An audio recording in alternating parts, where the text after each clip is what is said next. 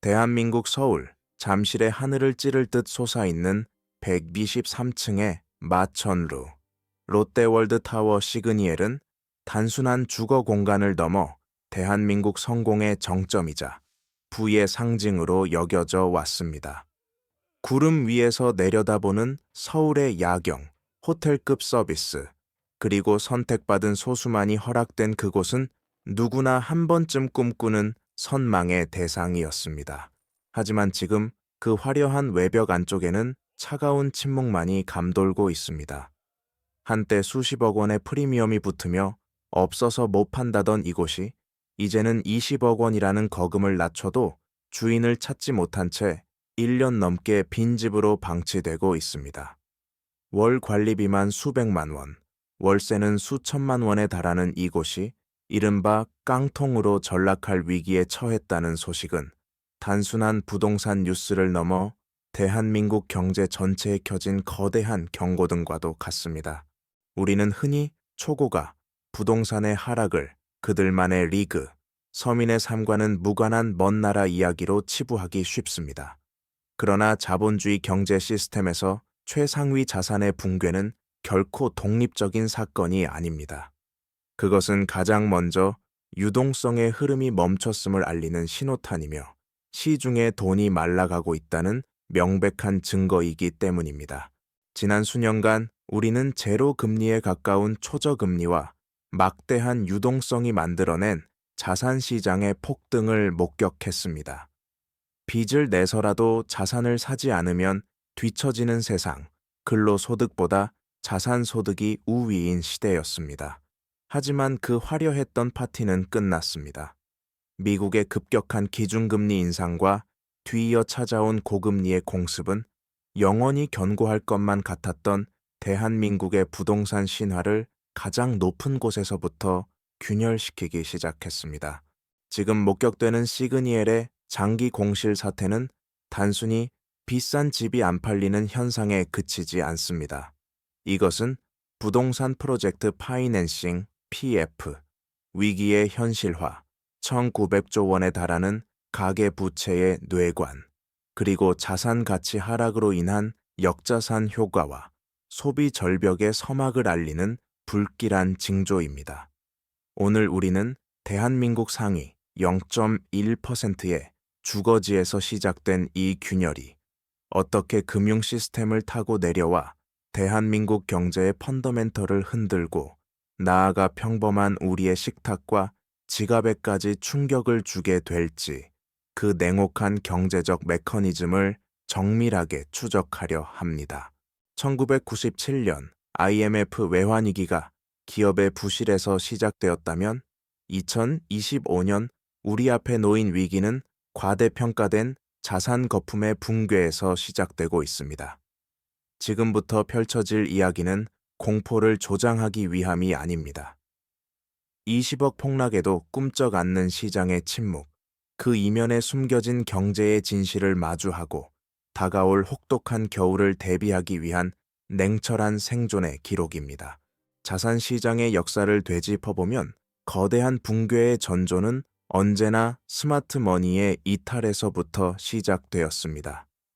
가장 빠르고 민감하게 자본의 흐름을 읽는 자산가들이 시장을 떠나고 있다는 사실은 현재의 가격이 더 이상 경제적 합리성을 갖지 못한다는 강력한 증거입니다. 시그니엘의 20억 원 급락에도 매수자가 나타나지 않는 현상은 단순히 가격이 비싸다는 차원을 넘어 자산을 보유함으로써 발생하는 기회비용이 한계치를 초과했음을 의미합니다. 과거 저금리 시대에는 대출을 일으켜 부동산을 매입하는 것이 자산 증식의 절대 공식이었습니다.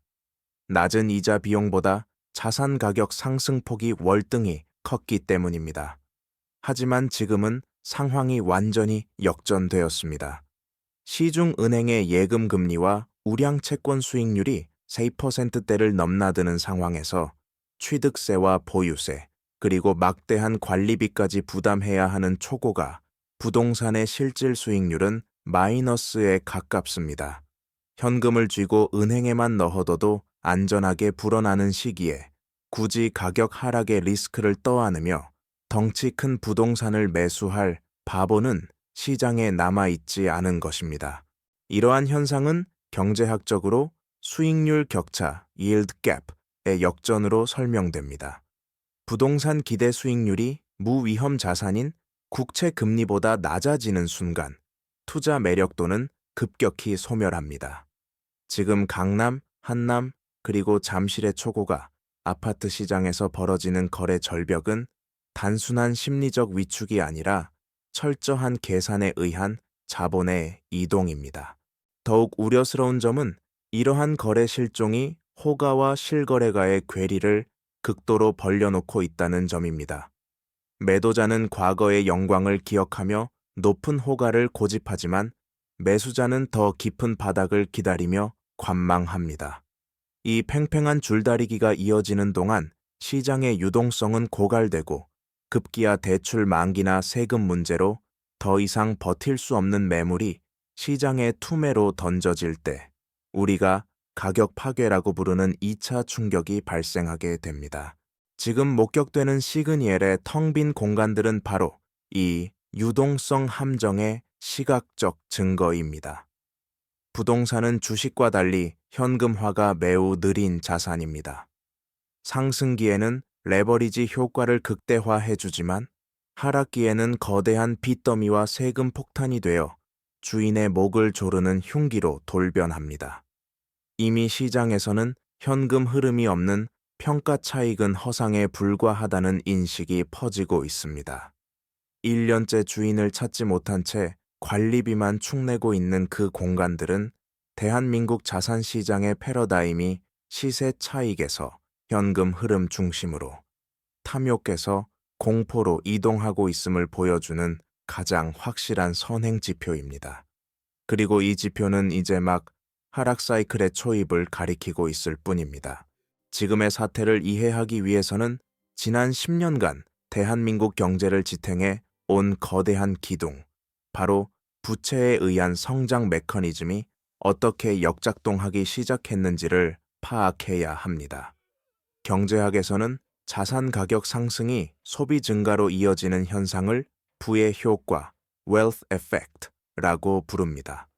내가 가진 아파트 값이 10억 원 오르면 당장 내 수중에 현금이 들어오지 않아도 사람들은 심리적 부유감을 느끼고 과감하게 지갑을 엽니다. 지난 몇 년간 대한민국 내수 시장을 뜨겁게 달궜던 명품 소비와 골프 붐은 근로소득의 증가가 아니라 바로 이 부의 효과가 만들어낸 환상이었습니다.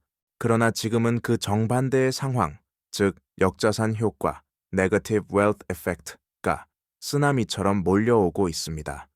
자산 가치의 급락은 즉각적인 심리적 빈곤감을 유발하고 이는 생존 본능에 가까운 극단적인 소비 동결로 이어집니다. 백화점 명품관의 대기줄이 사라지고 예약이 힘들던 오마카세 식당들이 문을 닫는 현상은 단순한 경기 불황이 아니라 자산 버블 붕괴가 실물 경제로 전이되고 있음을 알리는 명백한 신호입니다. 더욱 치명적인 문제는 대한민국 부동산 시장 특유의 전세 제도가 가진 고위험 레버리지 구조에 있습니다. 금융 관점에서 볼 때 전세는 집주인이 세입자에게 빌리는 무이자 사금융입니다. 집주인은 세입자의 보증금을 레버리지 삼아 더 큰 자산을 매입했고 상승기에는 이것이 자산 증식의 가장 강력한 무기로 작용했습니다. 하지만 시그니엘과 같은 초고가 주택마저 전세가가 매매가를 지탱하지 못하고 동반 하락하는 지금의 국면에서는 이 레버리지가 주인의 목을 겨누는 칼날이 되어 돌아옵니다. 집을 팔아도 보증금을 온전히 돌려주지 못하는 이른바 깡통 전세의 공포는 이제 빌라 시장을 넘어 강남과 잠실의 고가 아파트 시장까지 위협하고 있습니다. 빚을 갚기 위해 자산을 팔아야 하는데 자산 가격이 떨어져 팔아도 빚을 다 갚지 못하는 상황. 주식시장에서는 이를 마진콜 마진콜이라 부르며 강제 청산을 당합니다. 지금 대한민국 부동산 시장 전체가 거대한 마진콜의 압박을 받고 있는 것입니다.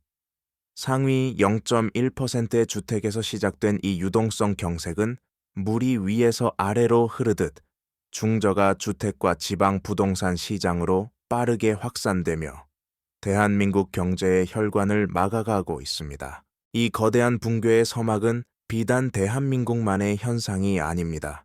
우리는 이미 역사 속에서 그리고 바다 건너 타국의 사례에서 소름 끼칠 정도로 유사한 패턴을 목격해 왔습니다. 1990년 일본 도쿄의 황궁 땅값으로 미국 캘리포니아 전체를 살 수 있다던 호언장담이 무색하게 버블 붕괴 후 일본 부동산은 장장 30년에 걸쳐 고점 대비 80% 가까이 폭락했습니다. 당시에도 도쿄 불패 신화는 영원할 것처럼 보였지만 급격한 인구 구조의 변화와 뒤늦은 금리 인상이라는 거대한 파도 앞에서 무너져 내렸습니다. 지금 서울 강남과 잠실의 모습은 1990년대 초반 화려함의 정점에서 추락을 앞두고 있던 도쿄의 데자비와도 같습니다. 우리는 일본의 사례를 잃어버린 30년이라 부르며 타산지석으로 삼겠다고 말해왔지만 실상은 그들보다 더 가파른 빚의 산을 쌓아 올리며 같은 길을 맹목적으로 따라가고 있었던 것입니다. 시선을 현재로 돌려봐도 경고음은 곳곳에서 울리고 있습니다. 중국 경제의 뇌관이 된 헝다그룹 사태와 비구이 위안의 몰락은 부동산 주도 성장이 얼마나 허망한 모래성인지 전 세계에 생중계했습니다.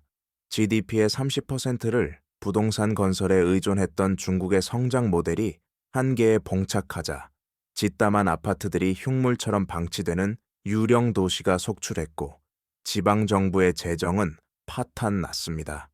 미국 역시 상황은 녹록지 않습니다. 팬데믹 이후 재택근무 확산과 고금리 여파로 상업용 부동산, CRE, 공실률이 사상 최고치를 경신하며 지역 은행들의 연쇄 도산 공포를 키우고 있습니다. 뉴욕 맨해튼의 랜드마크 빌딩들이 헐값에 매각되는 현실은 부동산이 더 이상 인플레이션 헤지, 수단이자 안전자산의 선격이 아님을 웅변합니다. 그러나 대한민국이 마주한 위험은 이들 국가보다 더 복합적이고 치명적일 수 있습니다. 일본에는 없었던 전세라는 사적 금융 레버리지, 미국보다 훨씬 빠른 속도로 진행되는 인구 절벽, 그리고 중국 못지않게 높은 GDP 대비 가계부채 비율이라는 삼중고가 얽혀 있기 때문입니다. 글로벌 경제의 파고가 높아질 때마다 가장 약한 고리가 먼저 끊어지듯 전 세계적인 자산 디레버리징, 부채 축소, 이 흐름 속에서 한국 부동산 시장은 가장 취약한 구조적 모순을 드러내고 있습니다. 지금 시그니엘의 공실은 단순한 미분양 사태가 아닙니다.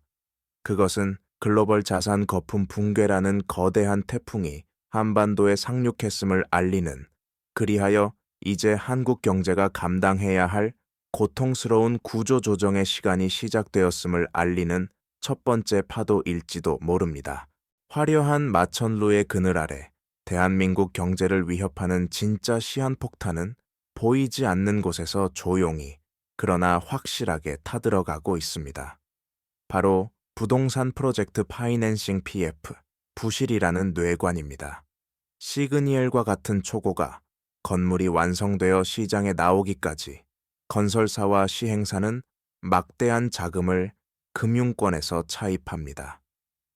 부동산 불패 신화가 지배하던 시절, 금융권은 건물이 지어지기도 전인 허허벌판 땅 그림만 보고 수천억 원의 돈을 빌려주었습니다. 이것이 바로 브릿지론입니다. 건물이 완공되고 분양만 되면 수십 배의 이익을 남길 수 있다는 탐욕이 금융사와 건설사, 그리고 투자자들을 한 배에 태웠습니다. 하지만 금리가 치솟고 미분양이 속출하는 지금, 이 배는 침몰 직전의 위기입니다. 자재비 인상으로 공사비는 폭등했고 분양 시장은 얼어붙었으며 만기가 돌아온 대출은 연장조차 거부당하고 있습니다. 건설 현장에 타워 크레인이 멈춘다는 것은 단순히 건물을 못 짓는다는 의미가 아닙니다. 그것은 하청업체들의 연쇄 도산, 건설 노동자들의 실직, 그리고 그 주변 상권의 붕괴로 이어지는 실물 경제의 쇼크를 의미합니다. 이미 지방의 중견 건설사들이 하나둘씩 법정 관리를 신청하며 쓰러지고 있습니다. 그들이 갚지 못한 빚은 고스란히 금융권의 부실 채권으로 쌓입니다. 더욱 심각한 문제는 이 부실의 규모조차 정확히 파악되지 않고 있다는 점입니다. 정부는 질서 있는 구조 조정을 외치며 급한 불을 끄려 하지만 이미 시장의 신뢰는 깨졌습니다. 돈맥 경화, 즉 신용 경색이 발생하면 아무리 우량한 기업이라도 흑자 부도를 낼 수밖에 없는 것이 금융시장의 냉혹한 생리입니다. 상위 1%의 랜드마크가 비어가는 동안 그 아래를 지탱하던 수많은 건설 생태계가 뿌리째 흔들리고 있는 것입니다. 이것은 2011년 저축은행 사태를 능가하는 거대한 파도가 되어 우리 경제를 덮칠 준비를 하고 있습니다. 건설사의 위기는 필연적으로 금융권의 위기로 전이됩니다. 그리고 그 충격의 가장 약한 고리는 제1금융권인 시중은행이 아닌 저축은행, 증권사, 캐피털사와 같은 제2금융권입니다. 과거 저금리 시기 시중은행들이 정부 규제로 주택담보대출을 줄일 때 제2금융권은 규제의 사각지대에서 공격적으로 부동산 PF 대출을 늘려왔습니다. 높은 위험을 감수하는 대신 높은 수수료와 이자를 챙기며 사상 최대의 실적 잔치를 벌였습니다. 하지만 파티가 끝난 지금 그들이 떠안은 것은 수익이 아닌 독성 자산입니다. 담보 가치는 폭락했고 시행사는 이자를 낼 여력이 없습니다. 특히 PF 대출의 상당수가 변제 순위가 낮은 중후순위 채권이라는 점은 위기의 심각성을 더합니다.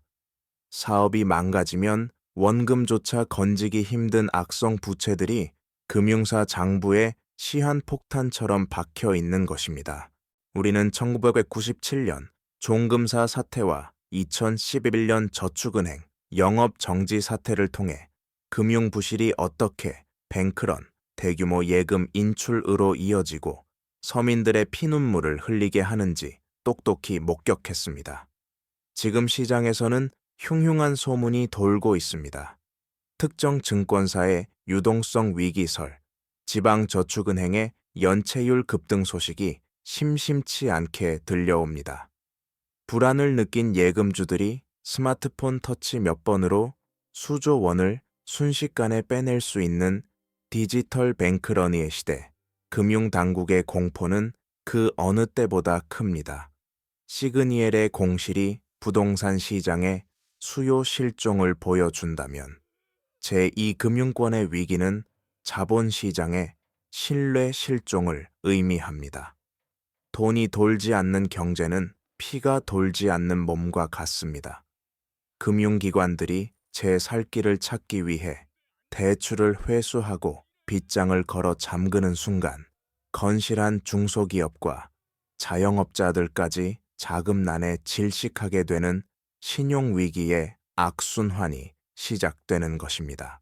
이 총체적 난국 속에서 대한민국 경제의 컨트롤 타워인 한국은행과 정부의 딜레마는 깊어만 갑니다. 교과서적인 처방이라면 경기가 침체될 때 금리를 낮춰 돈을 풀어야 합니다. 하지만 지금 한국은행의 손발은 꽁꽁 묶여 있습니다.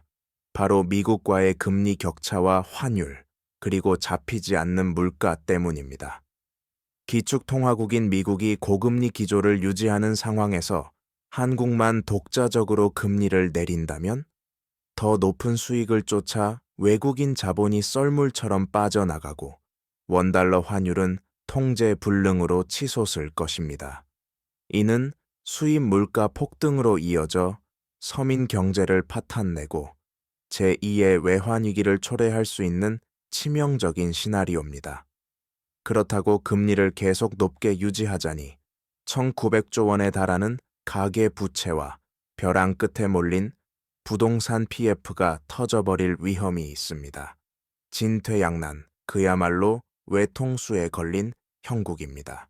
정부는 군겨지책으로 각종 부동산 규제를 풀고 특례 보금자리론 같은 정책 자금을 투입해 부동산 가격을 떠받치려 안간힘을 쓰고 있습니다.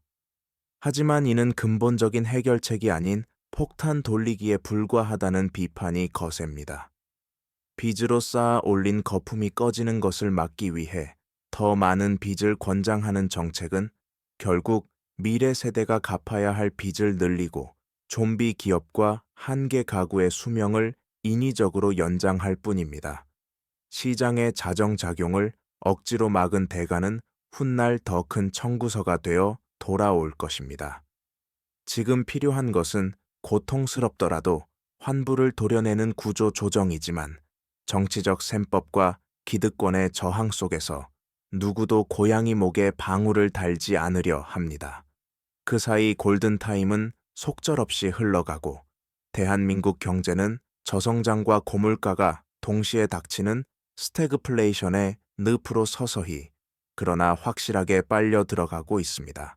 시그니엘에 꺼지지 않는 공실 경고등은 바로 이 정책 실패의 현장을 비추는 서치라이트인 셈입니다. 거시경제의 거대한 태풍 앞에서 개인은 한없이 작고 무력해 보입니다.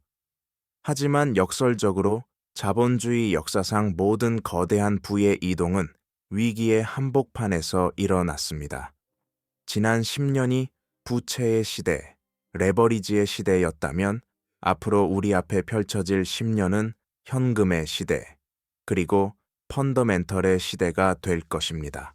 지금 당장 우리가 취해야 할 첫 번째 생존 전략은 고통스럽더라도 디레버리징, 디레버리징, 즉 빚을 과감하게 축소하는 것입니다. 자산 가격이 하락하고 금리가 높은 구간에서 과도한 부채는 단순한 부담을 넘어 개인의 삶과 가정을 송두리째 무너뜨리는 족쇄가 됩니다. 빚도 능력이고 자산이다 라는 말은 상승장에서만 유효했던 달콤한 거짓말이었음을 뼈 아프게 인정해야 할 때입니다. 또한 섣불리 바닥을 예단하고 시장에 뛰어드는 저가 매수의 유혹을 철저히 경계해야 합니다. 주식 격언에 떨어지는 칼날은 잡지 말라는 말이 있습니다. 칼날이 바닥에 완전히 꽂히고 그 흔들림이 멈출 때까지 기다리는 인내심이야말로 하락장을 버티는 최고의 기술입니다. 시그니엘의 가격이 20억 원 떨어졌다는 뉴스는 이제 싸졌다는 신호가 아니라 아직도 거품이 빠지고 있다는 경고일 수 있습니다. 가격 프라이스과 가치, value를 엄격히 구분하는 안목, 대중의 공포나 언론의 호들갑에 휩쓸리지 않고 매크로 지표가 가리키는 방향을 냉철하게 해석하는 경제적 문해력만이 내 자산을 지키는 유일한 방패가 될 것입니다. 겨울은 생각보다 춥고 길 수 있습니다. 그러나 그 혹독한 추위를 현금과 지식이라는 외투로 견뎌낸 자만이 거품이 걷힌 후 드러날 진짜 기회의 땅에 깃발을 꽂을 수 있을 것입니다. 다시 잠실의 밤하늘을 올려다봅니다. 구름 위로 솟은 마천루, 시그니엘의 꺼진 창문들이 칠흑 같은 어둠 속에서 우리를 내려다보고 있습니다. 저 거대한 콘크리트 속의 침묵은 끝없이 오를 것만 같았던 탐욕의 시대가 저물고 있음을 알리는 장엄한 조종, 디아오종이자 동시에 거짓된 풍요가 거친 자리에 드러날 진실의 시간을 예고하는 서막입니다. 2025년 대한민국 경제는 유동성 파티의 숙취를 해소해야 하는 고통스러운 구조조정의 입구에 서 있습니다. 이 긴 터널을 무사히 지나 다시 빛을 볼 때까지 우리는 막연한 낙관보다는 차가운 이성을, 요행보다는 철저한 현실 인식을 무기로 삼아야 할 것입니다. 부의 역사는 언제나 위기 속에서 새로 쓰였습니다. 지금 이 순간 텅 빈 시그니엘이 던지는 무언의 경고를 당신은 어떻게 받아들이시겠습니까?